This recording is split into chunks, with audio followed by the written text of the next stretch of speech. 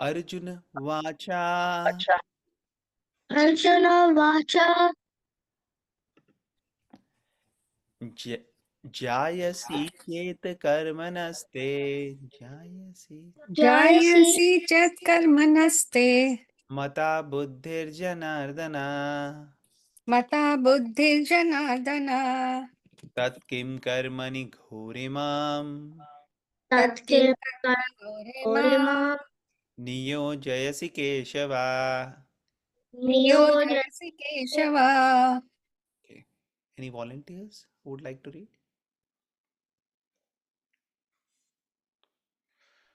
I can read. Yes, please go ahead. Arjuna said, O Janardana, O Keshava, why do you want to engage me in this ghastly warfare? If you think that intelligence is better than fruitive work, purport.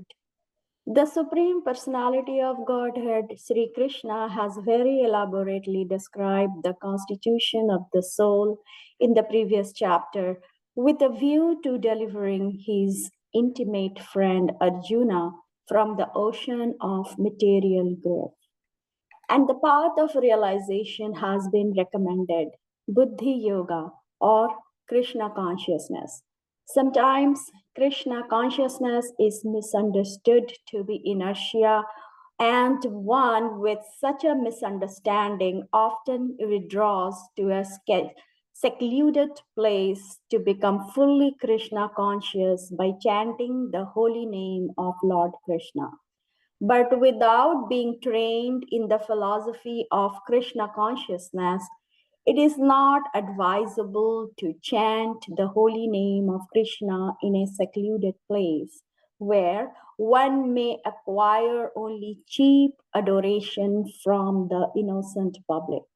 Arjuna also thought of Krishna consciousness or Buddhi Yoga or intelligence in a spiritual advancement of knowledge as something like retirement from active life and the practice of penance and austerity at a secluded place. In other words, he wanted to skillfully avoid the fighting by using Krishna consciousness as an excuse. But as a sincere student, he placed the matter before his master and questioned Krishna as to his best course of action. In answer, Lord Krishna elaborately explained Karma Yoga or work in Krishna consciousness in this third chapter. Hare Krishna. Thank you so much for reading. Mataji. Okay. So here Arjun is asking question. Now Krishna had spoken the first in the first two chapters which we discussed. Krishna had spoken a lot of points, especially in the second chapter, and one of the points which specifically is creating doubt in the mind of Arjuna is when Krishna had mentioned Dure nahi avaram karma, that keep all abominable activities far away. So let me just bring that up so that okay. So this shloka, Krishna is saying keep all abominable activities far distant by devotional service, and in that consciousness surrender unto the Lord. Now this statement is making doubt because he's thinking fighting is an abominable activity in the mind of Arjun. Krishna is actually saying abominable activities to those activities which are born of selfish desires, fruitive desires for enjoying. Krishna was mentioning stay equipoised, abandoning attachment to success and failure. So this is what Krishna was mentioning and said keep this mentality far away. And Arjun is thinking, okay, so I have to keep abominable activities away, which means that fighting and all these activities, I should keep them away. So that is creating this doubt that why are you asking me to fight then? When you said these activities we have to keep far aside, dur rakho. So this is creating this doubt. Is it making sense to everybody? This is a little technical, so I want everybody to kind of pay attention and understand what doubts Arjun is getting. Based upon these questions, Krishna is going to explain a lot of things in the organized manner in coming sections. In the second chapter, lots of uh, points were made, and it was more like a foundation, but not necessarily elaborated and explained in details. So these are going to be explained now. We When we were discussing second chapter, we discussed them a little bit more because we wanted to make things clear. So we discussed, but more elaboration is going to be here. So Arjun is getting a doubt that, hey, you said to keep bad activities away, but now you're asking me to fight. What is this? This doesn't make really a whole lot of sense. This is in simple language.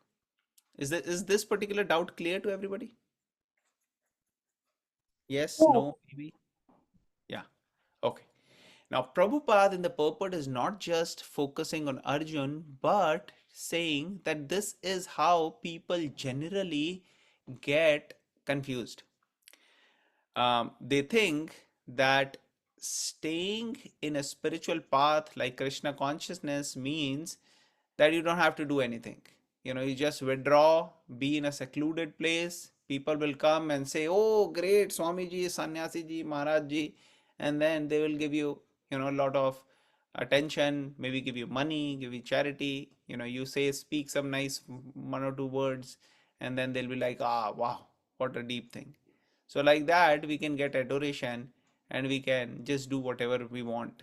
This is how sometimes people think spiritual life could be. And even other people who may be seeing this person may also be thinking, oh, this person is. So some people maybe giving respect, but then others may be thinking this is how these spiritual people are. They withdraw from the society and they are good for nothing. So people may even criticize spiritualists in that way. But no, this is not how spiritual path has to be practiced. Prabhupada here is mentioning, without being trained in philosophy of Krishna consciousness, is it not advisable to chant the holy name of Krishna in the secluded place. So in secluded place, basically what happens is our mind will trap us. We have much more chances of distraction, and we may have more attack of uh, pride, illusion, and all these things, and we may think we are great, and then one can attract cheap adoration from innocent public, but that's not recommended. So Arjuna is thinking that he cannot make this decision of fighting. It's abominable, should not be, and maybe withdrawing from it, doing some, going to a secluded place, doing some austerity, all these things may be better. So he skillfully was trying to avoid making a decision. And many times happens in our life, so many of us, when we are in a situation, we have to decide, make decisions in our life which are tough, which are very difficult, and we have to choose, especially what happened to Arjun. Then it becomes very difficult. We feel like we have to withdraw, or we have to, you know, go away from this. But a serious, sincere spiritual practitioner puts this matter before Krishna, like what Arjun did. Krishna, the Bhagavad Gita, the devotees of Krishna, they are the ones whom a sincere practitioner looks for getting guidance. And based upon that guidance, one decides. So, this is how this particular chapter starts, the Karma Yoga. Now, karma word has a lot of meanings. Can anybody tell any meaning, any understanding? What do you understand by karma? Who would like to say?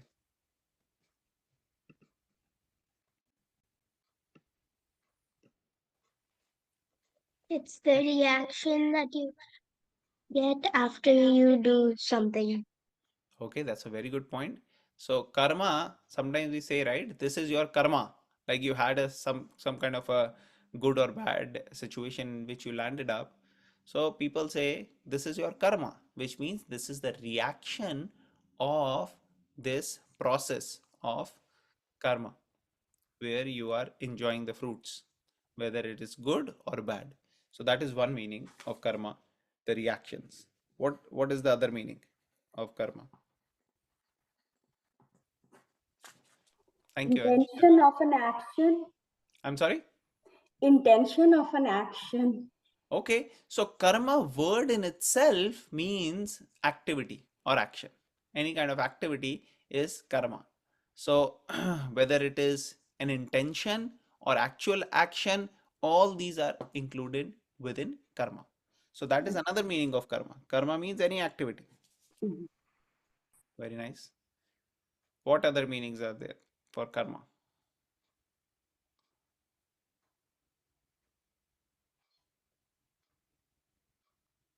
So karma word specifically, go ahead.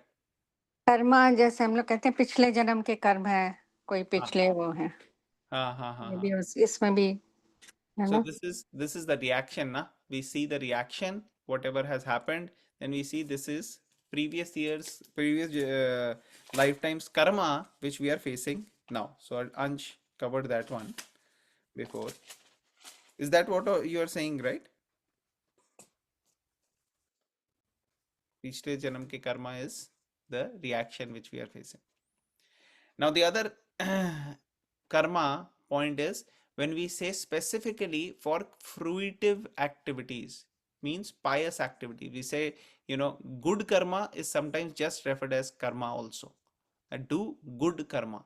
So that is called as karma. Bad karma is referred as vikarma. So this will come in future. So bad karma is called as vikarma and good karma is sometimes just called as karma. So that is another thing. So one is word karma means activity, one is reactions to activity, one is just good karma, and then the whole cycle of action and reaction, how it works, that is called as karma. So, like Mom was mentioning that Karma पिछले जन्म के कर्मा है और the other the whole cycle that you get do good activity you get good reaction, you do bad activity you get bad reaction. This is the whole principle or the law of karma. So this is also called as karma. So karma word in itself has so many different meanings in different context. What is karma yoga now? Can anybody tell what is karma yoga? We discussed the word karma, but now what is karma yoga? So When what is you the are when you are invested, when from what I got from the reading, when you're invested in the work of the Lord. yeah, so yoga means to connect. So to connect with the Lord using your activities or work. So this is karma yoga. So this is being explained in this particular section. In third, fourth, fifth, sixth chapters, we'll see a lot of discussion elaborating how karma yoga is to be practiced and how what is the difference between karma yoga and just simply karma or simply activity. Like I remember when I was in the college, first when I came in touch with the Bhagavad Gita, I was reading it. Then I came across these different uh, yoga systems, karma yoga, jnana yoga, bhakti yoga, so on and so forth. So one of my friends, he was like, yeah, yeah, I believe in karma yoga. And I was like, okay, so what is your understanding of karma? Karma yoga means just do your work. Okay, but that's everybody's doing, right? Like even animals are doing their work. So what exactly is yoga in that?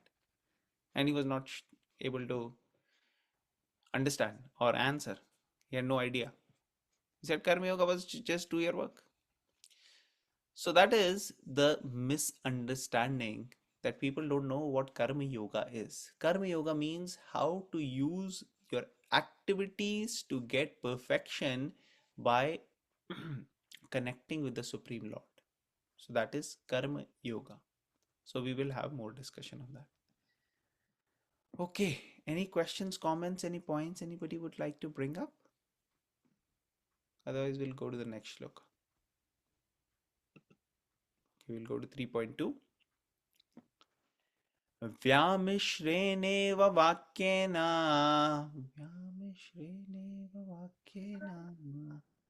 बुद्धिं मोहायसीव मे बुद्धिमोहय मोहयसीव मे तदेकं वद निश्चित्य तदेकं पद निश्चित्य येन श्रेयोऽहमाप्नुयाम्. येन श्रेयो अहनुयात्. Any volunteers to read translation and purport? Who would like to read? I can read. Yes. My intelligence is bewildered by your equivocal instructions. Therefore, please tell me decisively which will be most beneficial for me. Purport. In the previous chapter, as a prelude to Bhagavad Gita, many different paths were claimed, such as Sankhya Yoga, Buddhi Yoga, controls of the senses by intelligence, work without fruitive desire, and the position of a neophyte. This was all presented unsystematically. A more organized outline of the path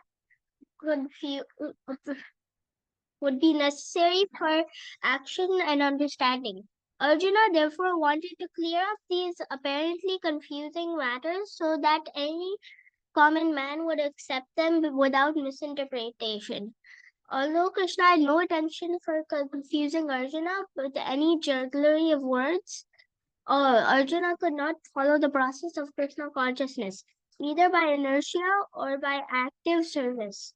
In other words, by his questions, he is clearly clearing the path of Krishna consciousness for all students who seriously want to understand the mystery of Bhagavad.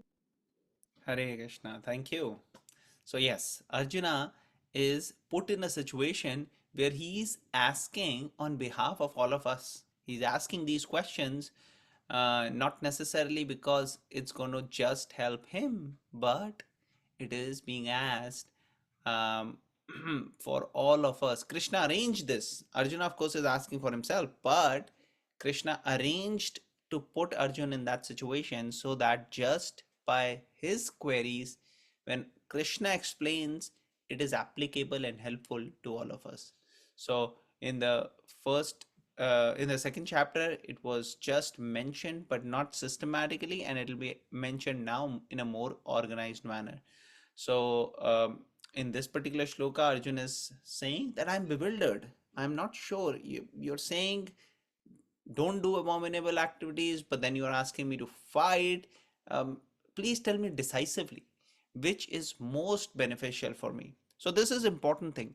Many times we decide what is most beneficial and then we tell God, hey, God, please give me that, or have this be brought to me, or this, please give me this. This is how we pray to the Lord. But Arjun is asking for guidance. What is most beneficial for me? That is what one has to actually pray for, ask for.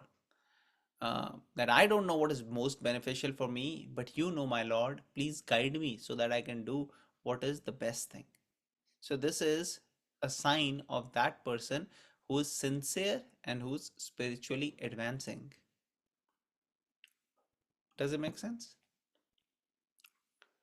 Anybody wants to make any points on this?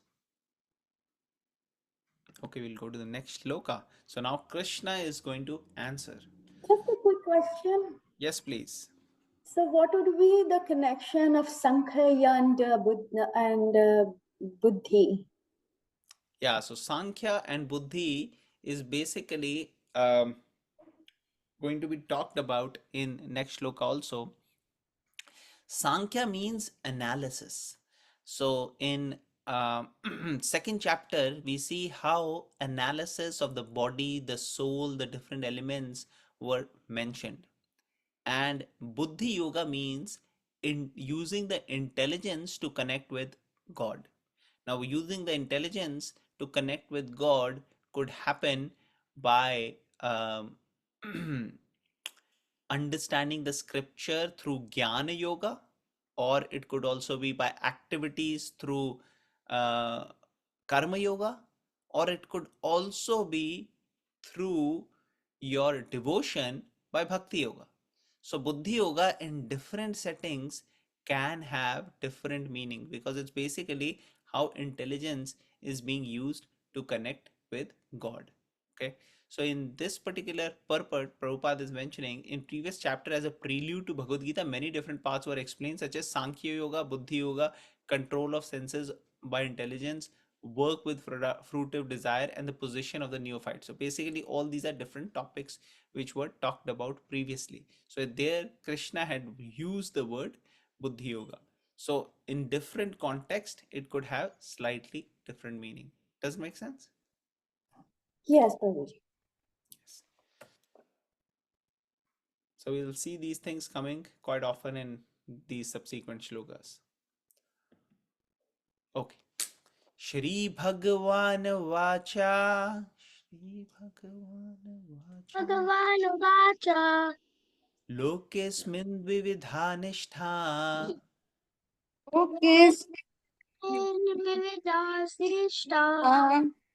Pura Prokta Maya Nagha. पूरा प्रोक्ता में आनधा Jnana Yogena Sankhyanam. ज्ञान योगेन सांख्यनाम Karma Yogena Yoginam. कर्म योगेन योगिनाम. Who would like to read this one? I can read. Please. Translation. The Supreme Personality of Godhead said, O sinless Arjuna, I have already explained that there are two classes of men who try to realize the self. Some are inclined to understand it by empirical, philosophical speculation, and others by devotional service. Purport. In the second chapter, verse 39, the Lord explained two kinds of procedures, namely Sankhya Yoga and Karma Yoga, or Buddhi Yoga. In this verse, the Lord explains the same more clearly. Sankhya Yoga, or the analytical study of the nature of spirit and matter, is the subject matter for persons who are inclined to speculate and understand things by experimental knowledge and philosophy. The other class of men work in Krishna consciousness as it is explained in the 61st verse of the second chapter. The Lord has explained also in the 39th verse that by working by the principles of Buddhi Yoga or Krishna consciousness, one can be relieved from the bonds of action. And furthermore, there is no flaw in the process. The same principle is more clearly explained in the 61st verse that this Buddhi Yoga is to depend entirely on the Supreme, or more specifically on Krishna. And in this way, all the senses can be brought under control very easily. Therefore, both the yogas are interdependent as religion and philosophy. Religion without philosophy is sentiment or sometimes fantasism, while philosophy without religion is mental speculation. The ultimate goal is Krishna because the philosophers who are also sincerely searching after the absolute truth come in the end of Krishna consciousness. This is also stated in the Bhagavad Gita. The whole process is to understand the real position of the self in relation to the super self. The indirect process is philosophical speculation by which gradually one may come to the point of Krishna consciousness, and the other process is directly connected, uh, everything with Krishna in Krishna consciousness. Of course, to the part of Krishna consciousness is better because it does not depend on purifying the senses by a philosophical process. Krishna consciousness is itself the purifying process, and by the direct method of devotional service, it is simultaneously easy and sublime. Hare Krishna. Hare Krishna. Okay. All right. Quite detailed purport. A lot of things are there. So we'll go little by little. First, translation. So Krishna is addressing Arjun as sinless Arjun. So Krishna is mentioning to Arjun that he has explained two classes of men who try to realize the self. First category is those who are doing it by understanding empirical philosophical speculation, which means they are trying to understand through shastras and through different jnana, different knowledge, and more into just understanding. These are more from Jnana Yoga or Sankhya Yoga perspective. And the other is devotional service. Here, Prabhupada has used the word devotional service because even though here um, we can see here it says karma yogena yoginam. So this is that aspect of karma yoga which is actually having devotion because it's being done to connect with the Lord. So here Krishna is mentioning Sankhya. So Prabhupada explains here there are two kinds of procedures. One is Sankhya Yoga and Karma Yoga or Buddhi Yoga. So this is from the 39th chapter, 39th shloka of the second chapter, where Lord has brought this. So Sankhya Yoga, they are the ones who are analytically studying the nature of different elements, spirit, matter, so on and so forth. And they like to speculate and understand things by philosophy and all of this. The others are those who are wanting to do activities, service, and they are included in the section of Krishna consciousness. And this, Prabhupada is saying, is explained in the 61st verse of the previous chapter.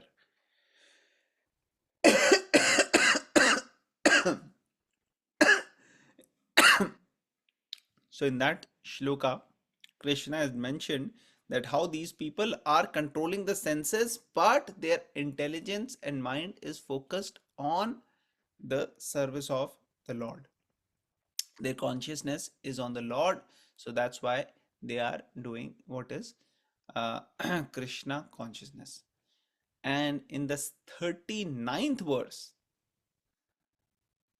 the point was working by principles of Buddhi Yoga or Krishna consciousness, one can be relieved from the bonds of action. And further, there is no flaw in the process. So the point was that not doing fruitive activities, but engaging in Krishna consciousness and Buddhi Yoga using the intelligence. So this is how in that particular section it was emphasized. And the same principle is more clearly explained in the 61st verse to restrain the senses and engage in Krishna consciousness. So these are different shlokas Prabhupada is quoting from the previous sections, which we have already discussed. And in this way, all the senses can be brought under control very easily. So the process of engaging in the service of the Lord, keeping the senses engaged in the service of the Lord, actually makes the senses purified, and this way we can connect to the Lord directly. So one aspect is connecting through activities and service, and the other aspect is where we are philosophically engaging in the understanding of the scriptures. Prabhupada is saying both are important. Prabhupada is saying it's not that one is exclusive, that one is only going to do devotion or only going to do, activities or only going to do philosophical things. Both are important. So Prabhupada makes this famous statement.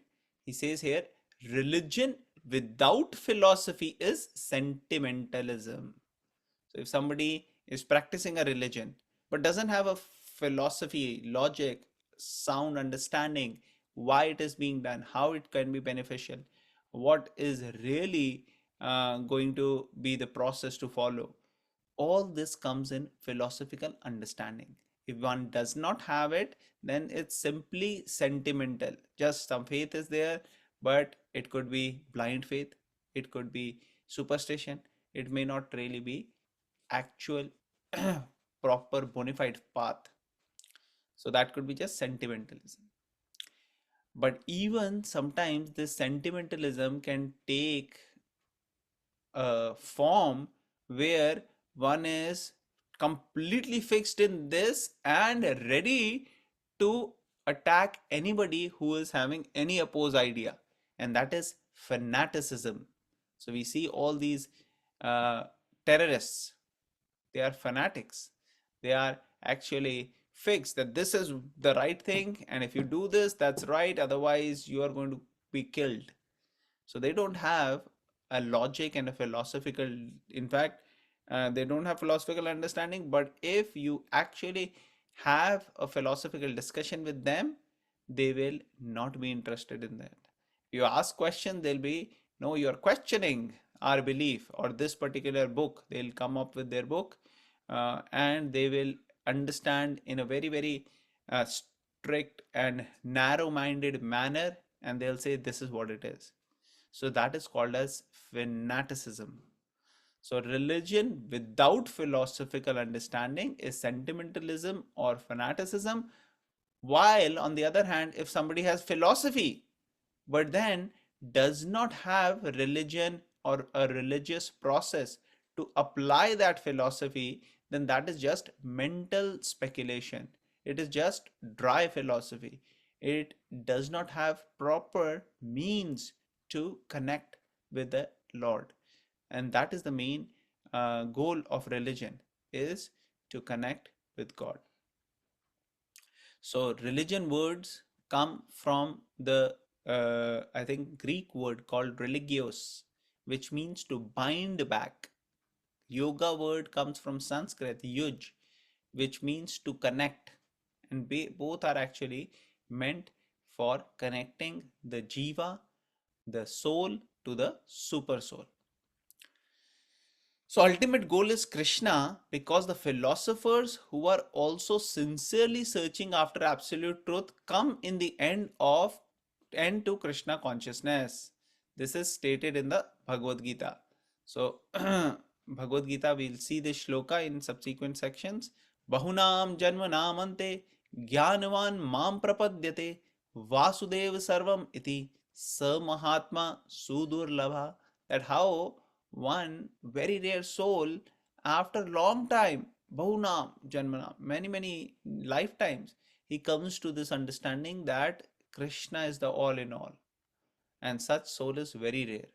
In the 12th chapter also, when Krishna is Arjuna asks whether personal form of Krishna should be worshipped, or whether impersonal aspect should be the one who should be the source. So Krishna says at that time clearly, this is the 12th chapter, the Bhakti Yogas chapter, where Krishna says if one is fixing his consciousness on me, that person is very dear to me. And in the end, even those who are focusing on the impersonal, they will come to me, but that path is very difficult and long. So that is not really recommended as the first thing to do.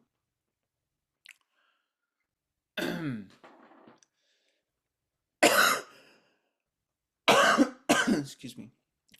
Then Prabhupada is saying whole process is to understand the real position of the self in relation to the Supreme.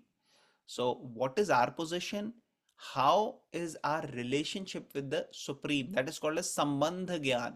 Sambandha Gyan means to understand what is Jiva, what is Paramatma, and how they are connected, how God and us we are connected. So that is Sambandha Gyan.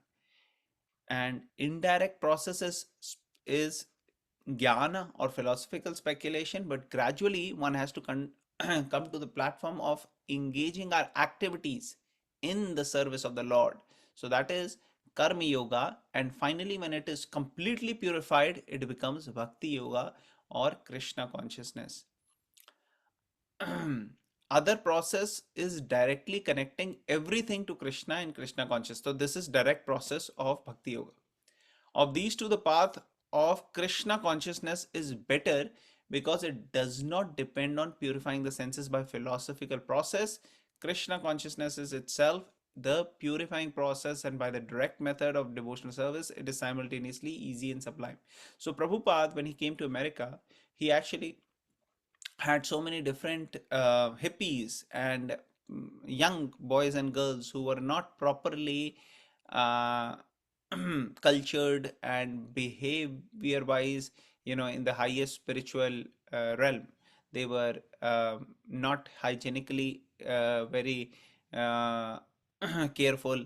They were addicted to intoxication, drugs and other things. So some people like that were there, and then some people were there who were just looking for something higher than what is this materialism. So there were different people who were driven with different agenda. But when Prabhupada came, they all who were serious spiritually actually started to attend his sessions, and many of them were able to directly engage in Krishna consciousness. So they didn't have to go through the different processes of Jnana Yoga, Karma Yoga, and different sections of Ashtanga Yoga, but they were able to directly practice the Bhakti Yoga. And that's what Prabhupada is mentioning, that by practicing them, their habits got purified, their senses got purified. Because their senses got purified, they were able to give up all the other addictions which they may have had, all the other bad habits, all the other unclean habits, and they were able to live a life which was very, very pure. And this shows the power of Bhakti Yoga in this particular age of Kali Yuga, when it is very difficult to practice, other processes, Gyan Yoga or Ashtanga Yoga, or anything else. Will need a whole lot of a different environment for us to practice it rigorously.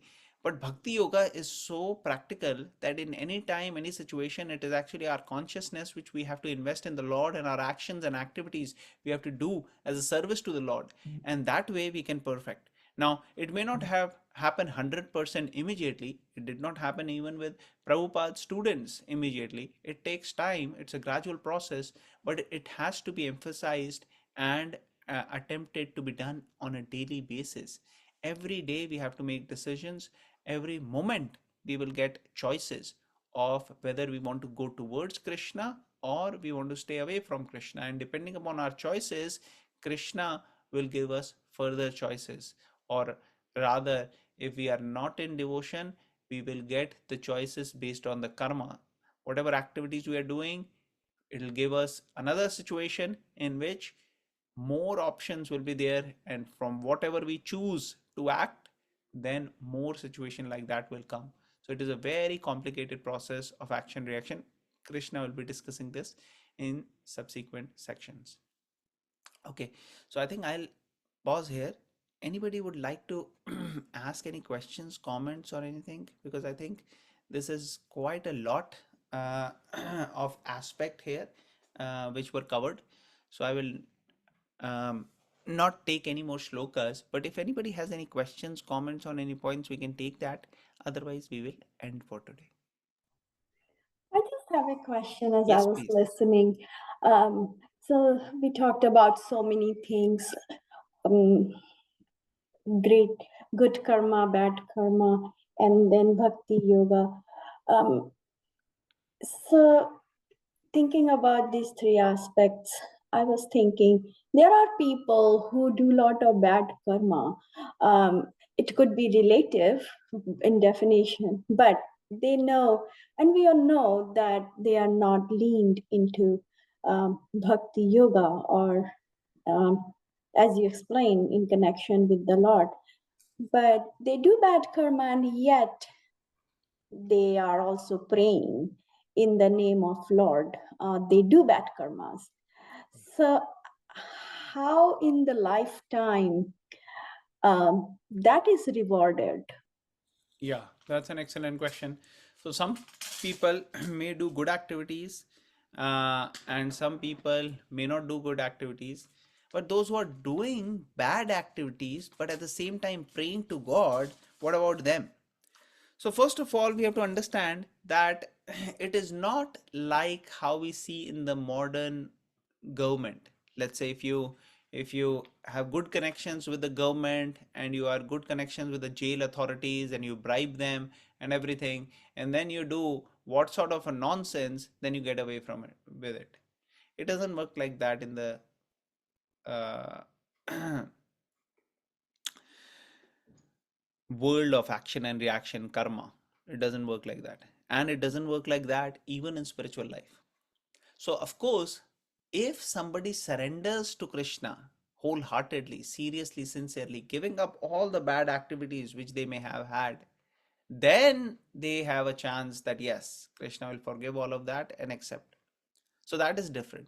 But if somebody is doing bad activities repeatedly, that person will have to face the consequences of all the bad activities he or she may be doing. Now, if he may be going to God and asking for something, or he will get credits for that also. He will get some or the other benefit. And eventually, if he keeps doing it sincerely, then he'll get transformation of heart. And with transformation of the heart, he will actually stop doing bad activity. So, one story is narrated in this particular connection. So, there was a thief, and this thief was engaged in a lot of robberies and a lot of this bad activities. And then he came in touch with these saintly people, the devotees, Hare Krishna devotees, and he learned, okay, no, no, these are bad activities. I should not do it. I should engage in the service of the Lord. And then he went for Tirth Yatra with them. They said, okay, we are going to this particular holy place, so you can join. So he joined. And then over there, he was so much addicted to thievery, he didn't know what to do. He's like, I'm at a bad, you know, I have a bad habit of doing these things, but I'm with these religious, pious people. I've learned about, spiritual life now. I want to seriously practice, but I'm getting so much urge to do thievery. So he started stealing the bags of those saints with whom he went. But he didn't take for himself. What he did is he stole and put one person's bag with the other person, another person bag with the other person, and like that, even though he was doing his urge what he was getting, but he was actually not doing it for selfishly reasons, and then he was just engaging this so that slowly this habit goes away. And in the morning when they all woke up, and they saw, hey, where's my bag? This is somebody else's bag. They finally realized that all the bags are exchanged. And then finally he came up and he said that actually I am the one who's responsible. And he confessed that how I have this bad habit, and because I was here with great people, I was doing this. So please forgive me. And they were actually very kind to him. They all helped him, prayed for him, and soon all his bad activities went away, and he became, you know, completely free from all these bad activities. So it depends on our intentions.